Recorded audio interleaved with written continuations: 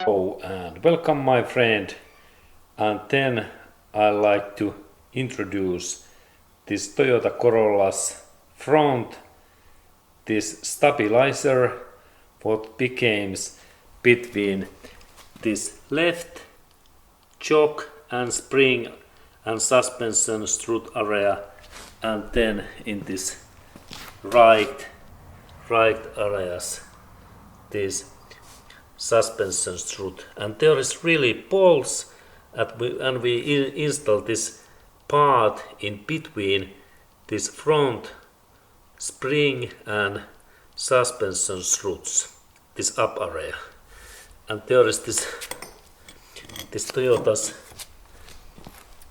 motorsport logo, Toyota Sports in here, and there is really, this keeps our Corolla much better in road, and especially curve roads.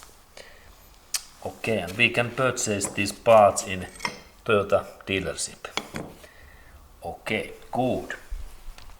We really install this stabilizer through these bolt holes, and it belongs in that area in front engine bay area.